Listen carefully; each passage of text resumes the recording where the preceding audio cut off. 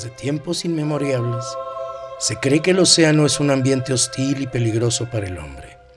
Así como en la Tierra, existen algunas áreas en el océano que han experimentado una serie de anomalías y misterios.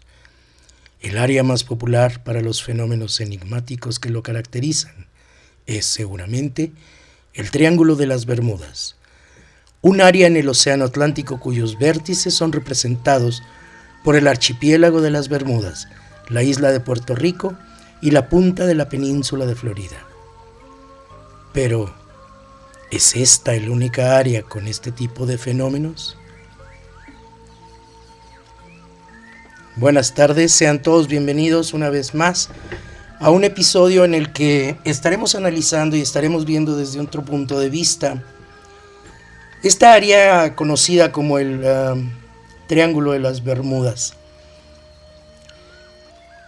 Varios enigmáticos fenómenos han sido descritos por marineros y aviadores a lo largo de los tiempos. Incluso hay registros de que Cristóbal Colón escribió en su diario que vio misteriosas bolas de fuego y de luz flotando sobre las aguas de esta misteriosa parte del Atlántico.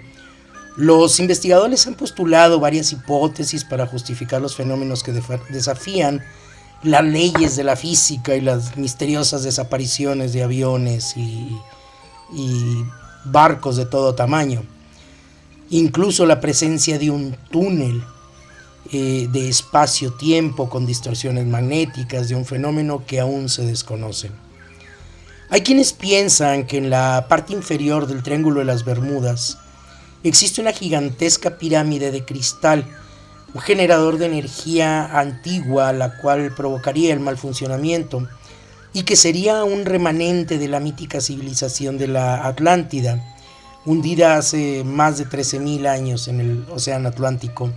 Esta pirámide pertenecería al gran emperador de Nacal, que era la Atlántida, y como muchas otras pirámides están hechas de una forma y en una posición en la que representan lo que se le conoce como vórtices electromagnéticos, los cuales llegan según los científicos, a generar pérdidas en las comunicaciones, incluso los portales que se mencionan interdimensionales, los cuales pueden servir para los viajeros en el tiempo, viajeros hacia otros lugares que desafortunadamente no tenemos forma de saber hacia dónde pudieran estar enfocados estos portales o estos gusanos de tiempo.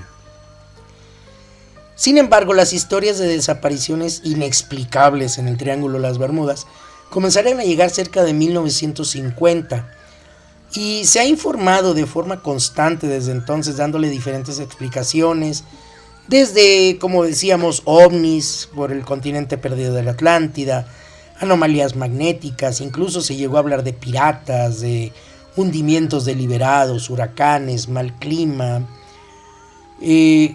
tsunamis que generarían olas enormes, incluso hasta errores humanos se han mencionado. En fin, se ha mencionado de todo para justificar las constantes desapariciones de navíos, ya sea aéreos o marítimos, en estas áreas. Durante muchos años, muchas gentes han perdido la cabeza buscando una respuesta sobre las misteriosas desapariciones de barcos, aviones. Recordemos que incluso han hablado de aviones de la Segunda Guerra Mundial que milagrosamente de un día para otro han aparecido y estaban perdidos desde hace muchísimos años. Pero parece que por fin se ha encontrado una solución, o al menos eso es lo que algunos científicos creen después de encontrar una serie de cráteres en las costas de Noruega. Sí, yo sé que Noruega está un poco retirado, pero vamos a ver un poco de qué se trata esto. A pesar de la enorme distancia que media entre Noruega y las Bermudas, los científicos han encontrado profundos cráteres en el mar de Noruega, cráteres que miden aproximadamente 1,600 metros, 1,700 de ancho y poco más de 45 metros de profundidad, Esto no explican estas personas a qué profundidad se encuentran estos cráteres. La cuestión es que en el mar de Barents estos cráteres fueron creados por unas explosiones de metano bajo el lecho marino. Se especula que esto es lo que ocurre también en el Triángulo de las Bermudas, que es una región que no se ha definido en la parte oriental del Atlántico Norte, más o menos entre la Florida, como decíamos, está entre las Bermudas, la isla de Puerto Rico y la punta del continente donde está la Florida. Los investigadores de la Universidad del Ártico de Noruega dijeron que existen múltiples cráteres gigantes en el fondo del mar, en una zona del mar de Barents, y eso es probablemente la causa de las enormes explosiones de gas. El área del cráter representa uno de los mayores puntos de liberación de metano en el mar Ártico, y añadieron que dichas explosiones que causan esos cráteres podrían presentar riesgos para los buques que viajan en el mar de Barents, incluso las aeronaves que viajan a no muy alta elevación. Ha sido una teoría que se ha manejado por un tiempo entre algunos expertos sobre esto, que precisamente es lo que ocurre supuestamente en el Triángulo de las Bermudas, y esta nueva prueba aparentemente en otro lugar bien pudiera fundamentar a algunas de las sospechas que tienen estas personas. Estos científicos están investigando si en realidad este estallido de burbujas de metano es lo suficientemente fuerte como para hundir barcos, y se supone, según estas personas, los resultados serían presentados en un corto tiempo. Tal vez estamos ante la antesala de romper varios mitos y nos daremos cuenta que simplemente se trataba de gas y no de monstruos extraterrestres, civilizaciones perdidas y demás teorías que eran lo que causaron las desapariciones. Pero aquí entra la pregunta crucial: ¿qué pasa si las Bermudas no es el único lugar del planeta donde existen estos misteriosos y enigmáticos fenómenos? Hay indicios dentro del Triángulo del Dragón, que es un área del Océano Pacífico que está frente a las costas sureste de Japón. Incluso en un caso es posible identificar un triángulo ideal cuyos vértices son representados por las islas de Honshu, Luzón y Guam. Aunque esta zona se ha hecho famosa por los acontecimientos que han pasado los marineros ahí desde hace mucho tiempo, las leyendas dicen que esta zona del Océano Pacífico está habitada por demonios y monstruos que están esperando atacar a los incautos navegantes. Esto me suena más a una historia tipo el Kraken, un ser mitológico de esos que aparentemente habitan los mares esperando que aparezcan los navíos para hundirlos. Pero además de estas leyendas, existen hechos registrados que hacen pensar que las numerosas desapariciones de barcos y aviones que se llevaron a cabo en esa zona han obligado al gobierno japonés a declarar la zona como una zona extremadamente peligrosa.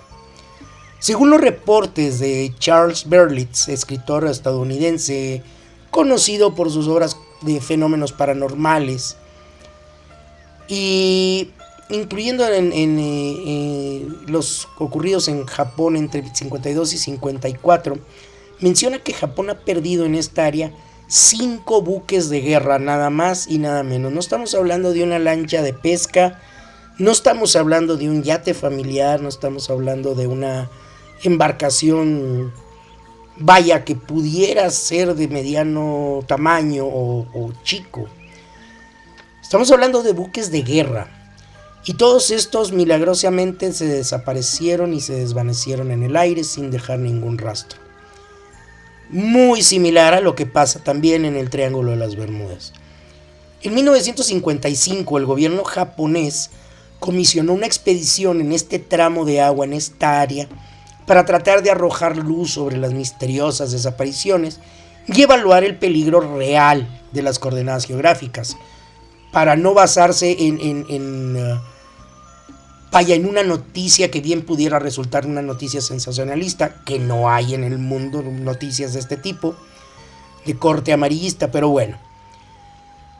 Pero lo que nadie esperaría es que el buque de investigación Haiyang Maru 5, que fue enviado para investigar estos fenómenos, también se desvanecería en el aire como todos los tripulantes que iban a bordo. Obviamente era una tripulación que estaba compuesta por los marineros que manejaban y que trabajaban dentro de este barco, como un buen número de científicos japoneses que fueron asignados para esta investigación. Tras estos enigmáticos acontecimientos, numerosos investigadores independientes comenzaron a estudiar el mentado Triángulo del Dragón.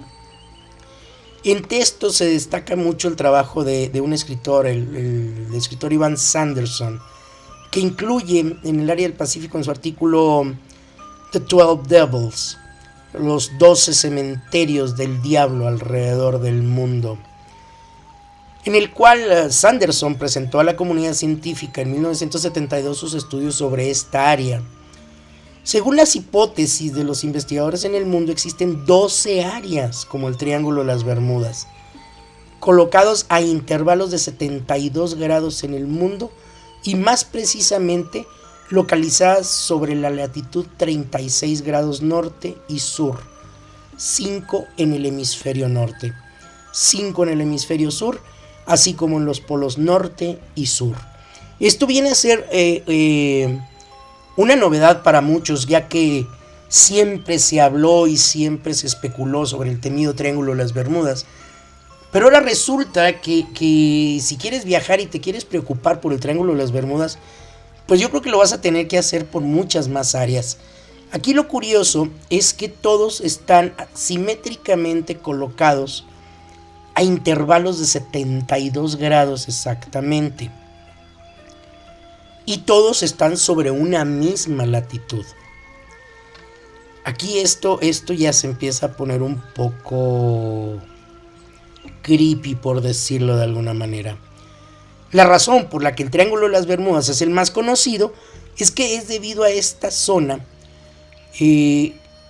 con un alto tráfico aéreo y marítimo, y no es el mismo caso de las otras zonas, aunque están ubicados en lugares apartados, dan evidencia de anormalidades. Se les ha dado en llamar vórtices del mal.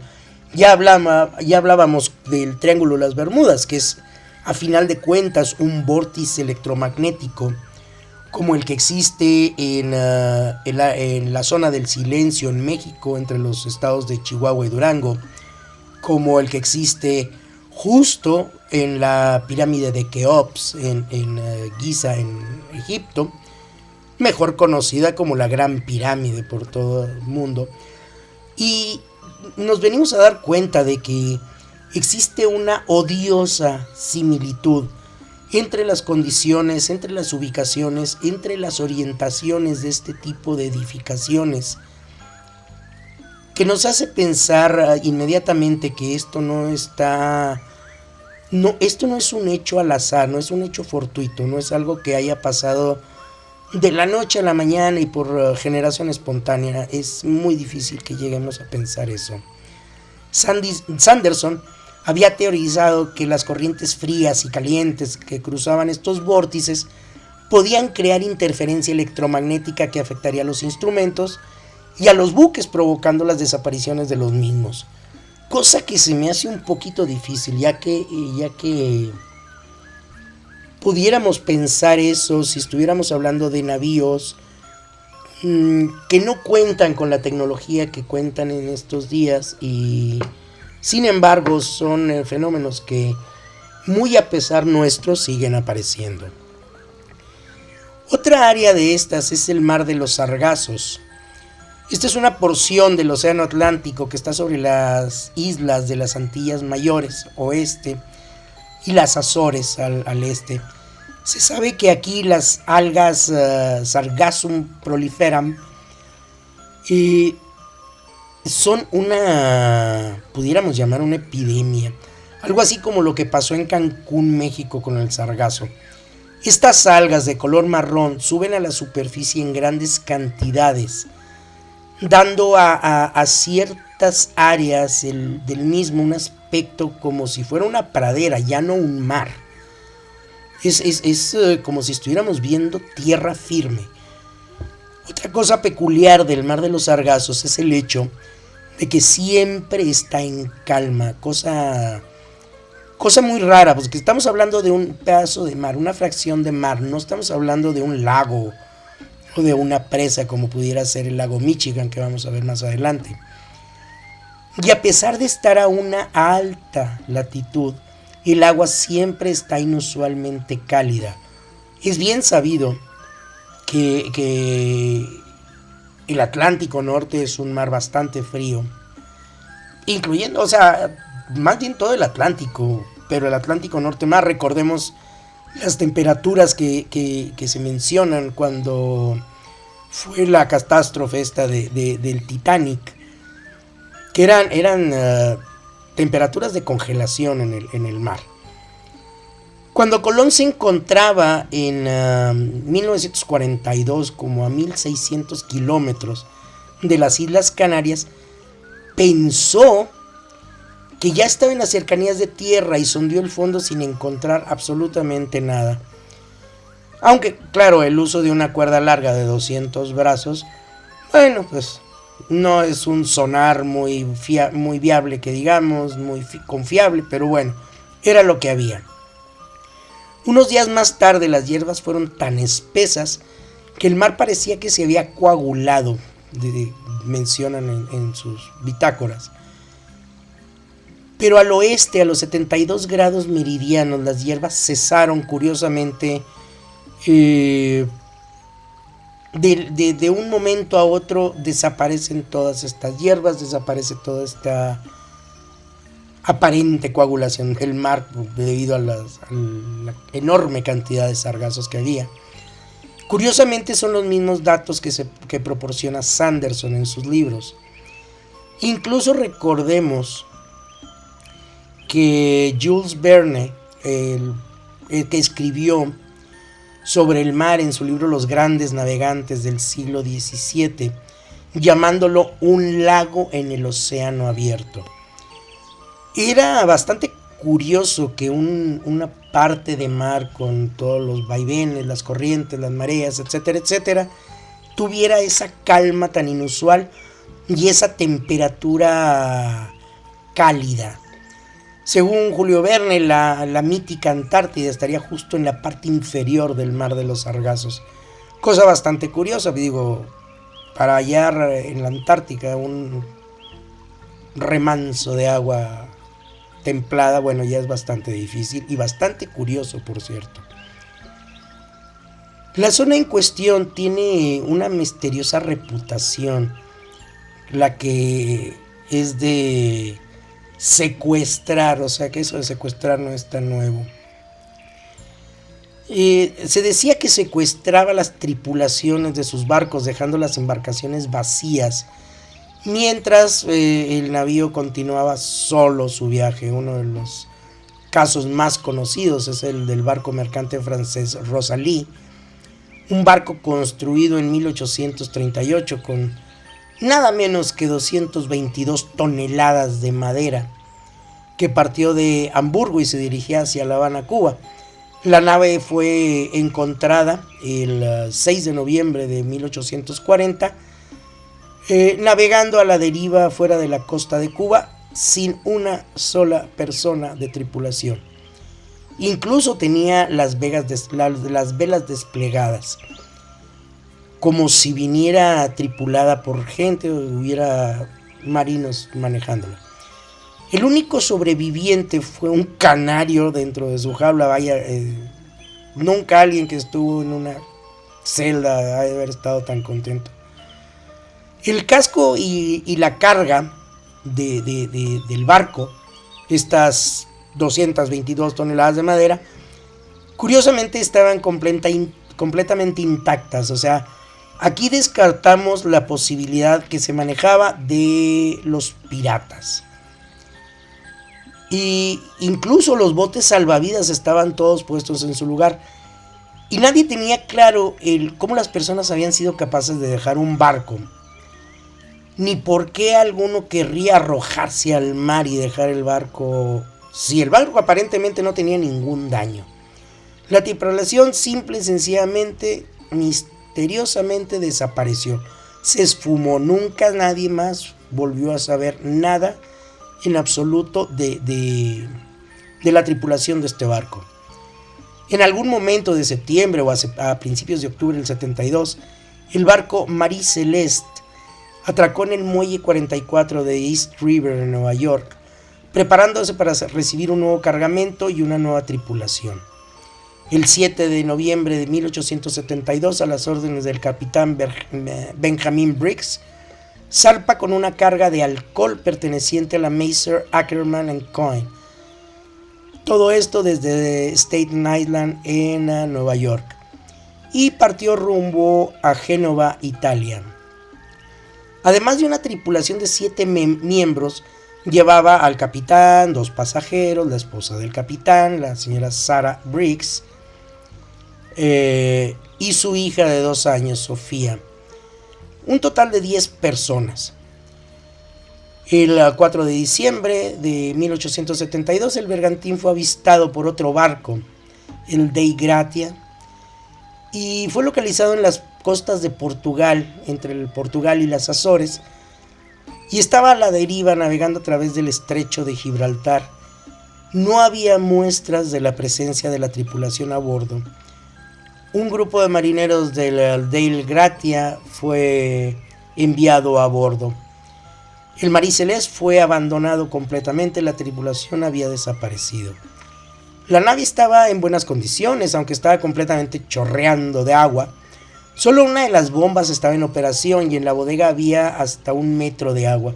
Algunas de las velas ya estaban rasgadas. Me imagino que han de haber topado con una tormenta, etcétera, etcétera. Un trozo de la barandilla había sido arrancado para lanzar el bote al agua.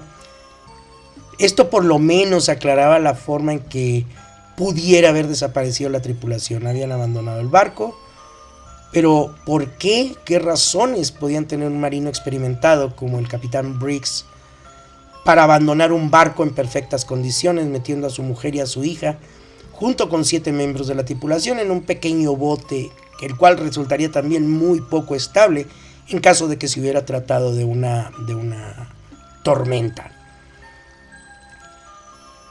La carga de los 1.701 barriles de alcohol estaba intacta, aunque una vez en Génova se descubrió que 9 barriles estaban vacíos. A bordo había reservas de alimentos y aguas para 6 meses. Los últimos registros de la navegación encontrados en el barco informaban que habían llegado a Santa María de los Azores el 25 de noviembre. El bergantín fue conducido al puerto de Gibraltar por los hombres del Dei Gratia y posteriormente incautado por las autoridades británicas.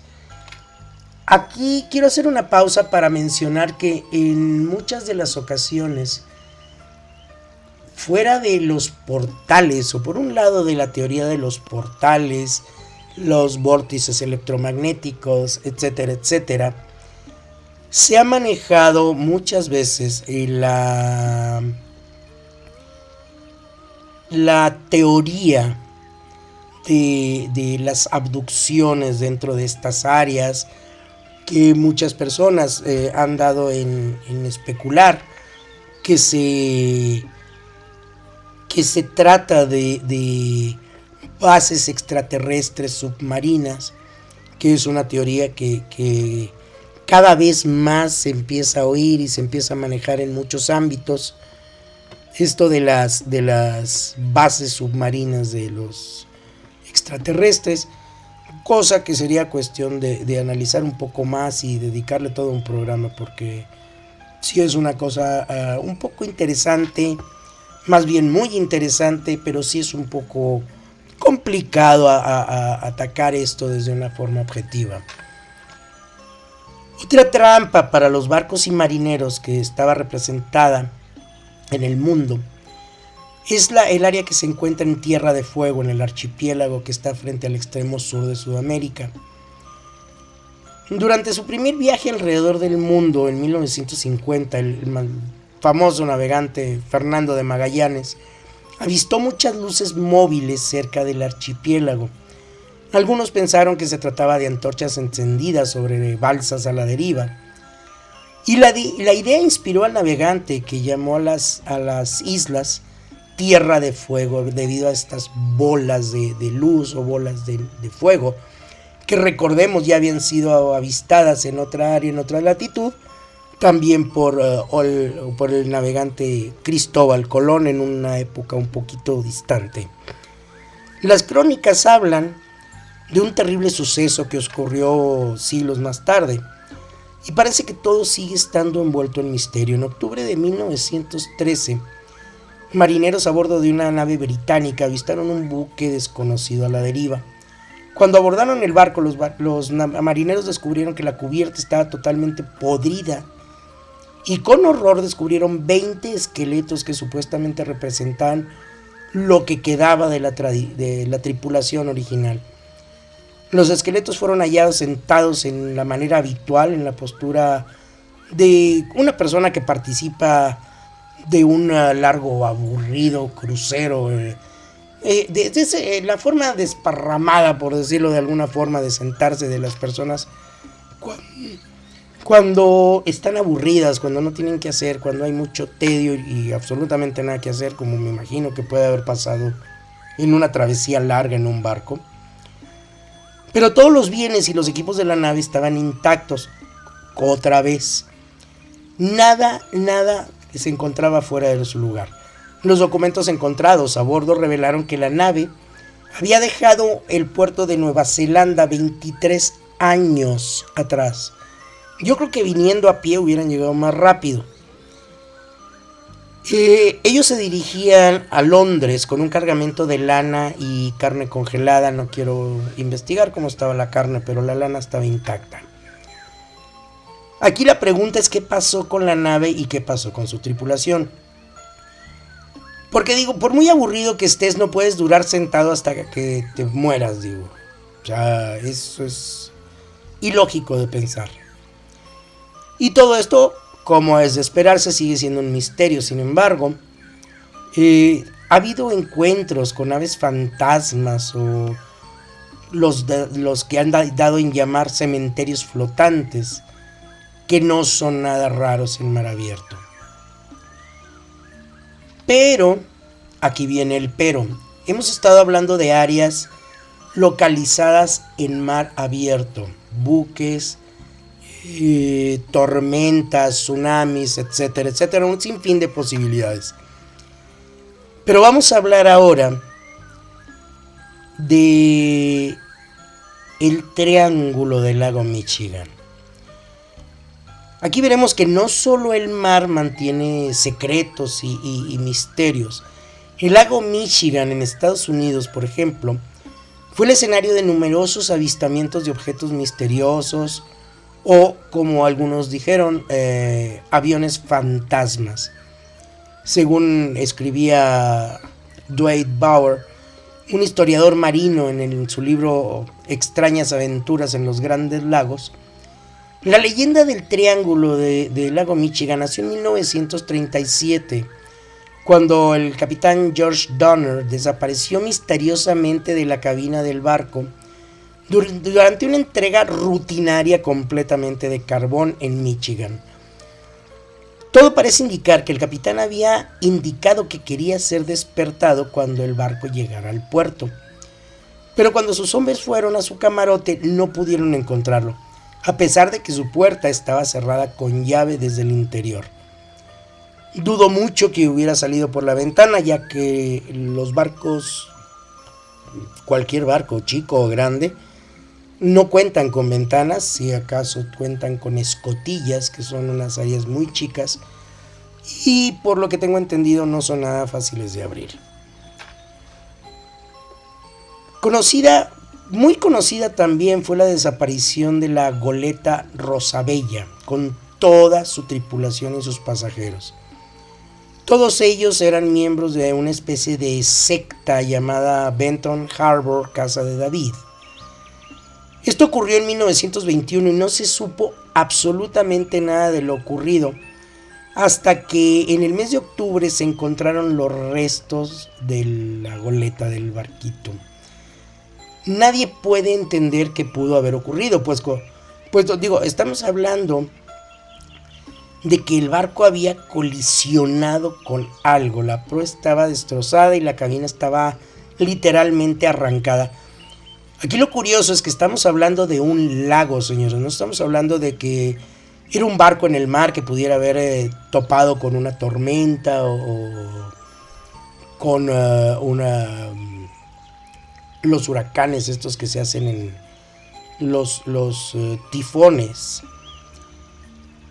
Pero 13 años después de este suceso, el 23 de junio de 1950, un avión de la Northwest Airlines, el vuelo 2051, se trataba de un DC-4, no nada chico tampoco, nada despreciable.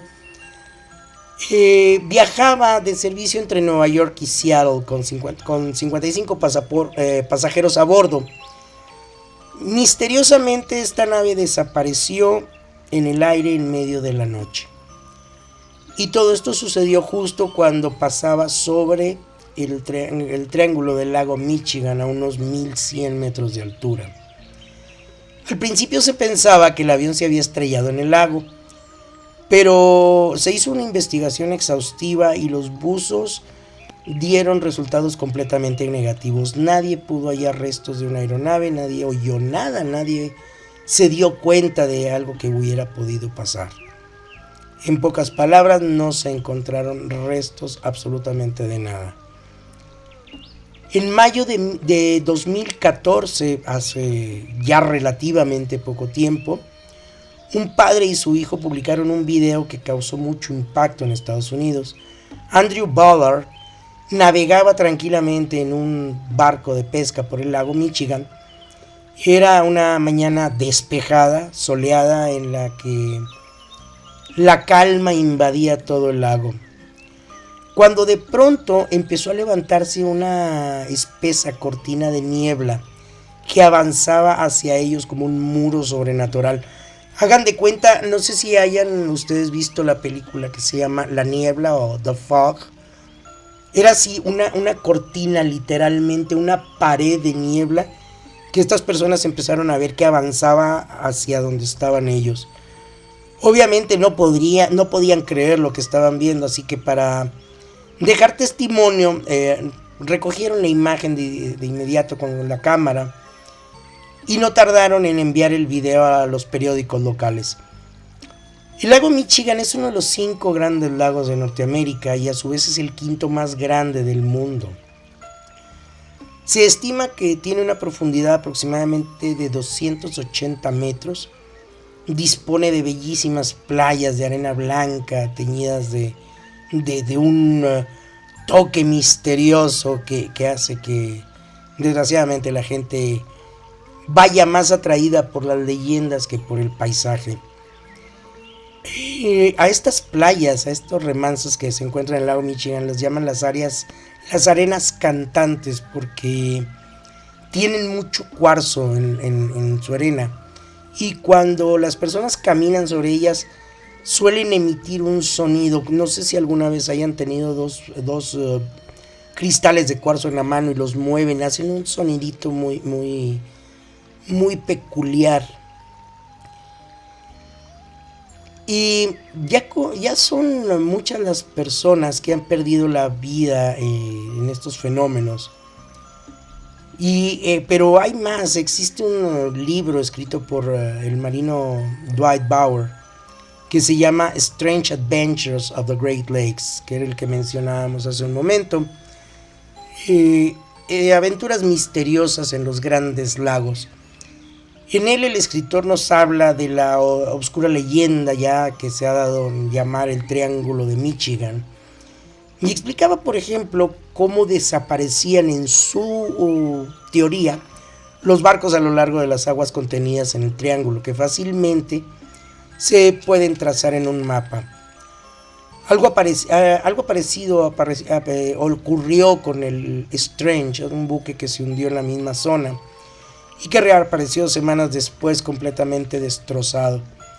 También fue muy conocida la pérdida de la goleta Thomas Home en 1891, que debía de cruzar el lago Michigan para recoger una carga de madera, pero adivinaron, nunca llegó. Sus marineros y su capitán desaparecieron sin dejar rastro. Y lo peor es que en este caso nunca se supo nada de ellos ni de la nave tampoco. No es como en los otros casos en que aparecía la nave y no aparecían cuerpos ni tripulación. Estos relatos podríamos considerarlos actos fortuitos, accidentes, desapariciones que entran dentro de lo habitual. Pero es algo constante en el tiempo. Las desapariciones y los accidentes aéreos suelen ser muy habituales en esta zona de los Estados Unidos. Uno de los incidentes más famosos fue el que ocurrió con el vuelo que mencionábamos, el 2501 de Northwestern Lines, que salió de Nueva York y desapareció de buenas a primeras sobre este lago.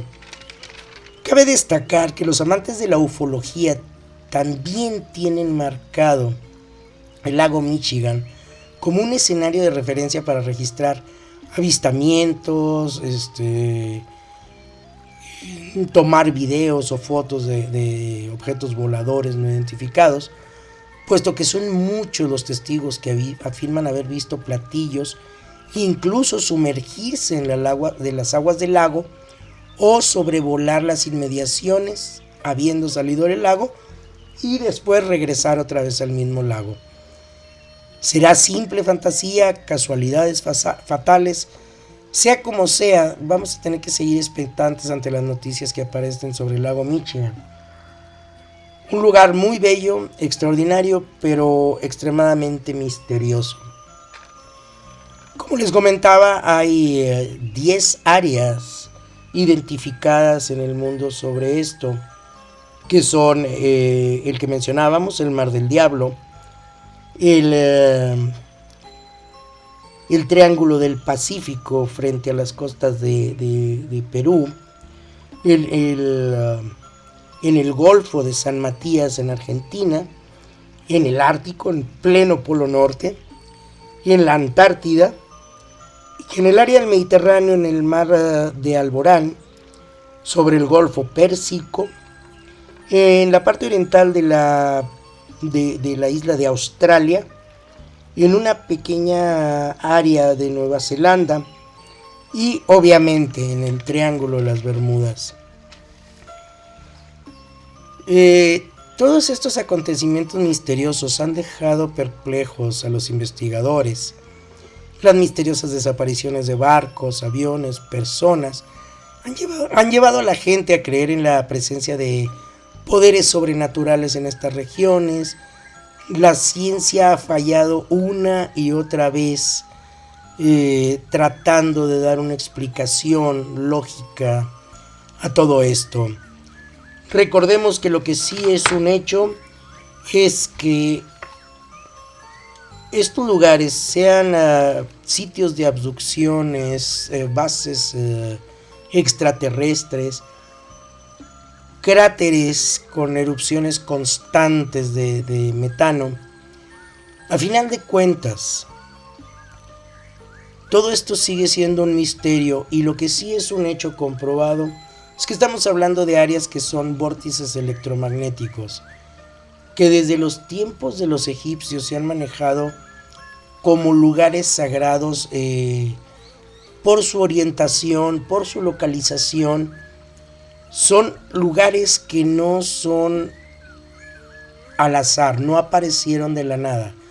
Son lugares que de una u otra forma han tenido la intervención del hombre con algún fin que todavía están investigando los científicos para saber de qué se trata todo esto.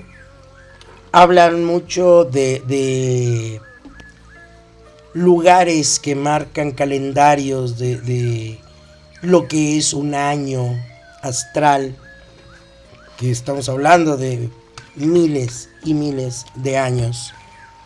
Pero ese es otro tema en el que hablaremos un poco más adelante.